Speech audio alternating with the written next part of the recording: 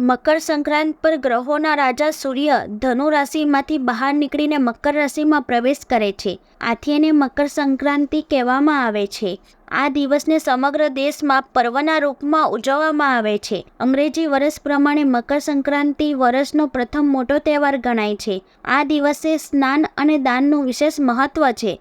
જો તમે આ દિવસે તમારી રાશિ અનુસાર દાન કરશો તો આખું વર્ષ ઘરમાં સુખ અને સમૃદ્ધિ જળવાયેલી રહેશે. આ દિવસે સવારે ઉઠીને ગંગા સ્નાન કરીને ભગવાન સૂર્યને અર્ઘ્ય અર્પણ કરવાથી ભગવાન સૂર્ય અને શનિ બંનેની કૃપા વરસે છે. તો આવો જ્યોતિષના જાણકારોએ આપેલી માહિતી પરથી જાણીએ કે રાશિ પ્રમાણે શું દાન કરવું જોઈએ.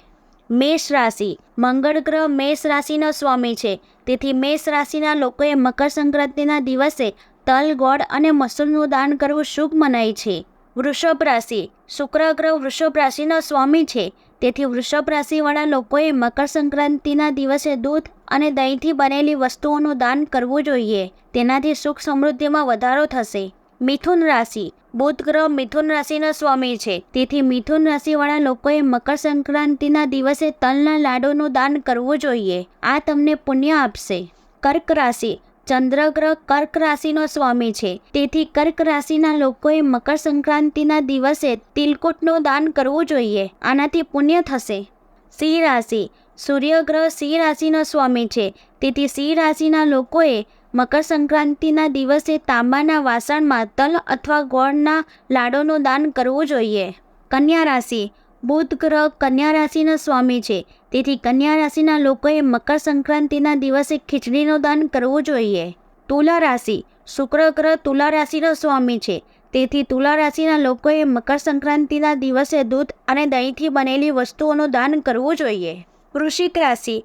મંગળ ગ્રહ વૃશ્ચિક રાશિના સ્વામી છે. આથી વૃશ્ચિક રાશિના લોકોએ મકર સંક્રાંતિના દિવસે દાળવાળી ખીચડીનું દાન કરવું જોઈએ. તેનાથી સૌભાગ્ય પ્રાપ્ત થશે. ધન રાશિ. ગુરુ ગ્રહ ધન રાશિનો સ્વામી છે. તેથી મકર સંક્રાંતિના દિવસે ધન રાશિના લોકોએ પીળા ચંદનની સાથે તલ અને ગોળથી બનેલા લાડુનું દાન કરવું જોઈએ. મકર રાશિ. શનિ ગ્રહ મકર રાશિનો સ્વામી છે. તેથી મકર સંક્રાંતિના દિવસે મકર રાશિના લોકોએ સરસવના તેલ અને કાળા તલના લાડુનું દાન કરવું જોઈએ. આનાથી આખું વર્ષ તમારા પર દેવી લક્ષ્મીની કૃપા વરસતી રહેશે. કુંભ રાશિ. શનિ ગ્રહ કુંભ રાશિનો સ્વામી છે. એટલા માટે કુંભ રાશિના લોકોએ પણ મકર સંક્રાંતિના દિવસે સરસવના તેલ અથવા તલના લાડુનું દાન કરવું જોઈએ. મીન રાશિ.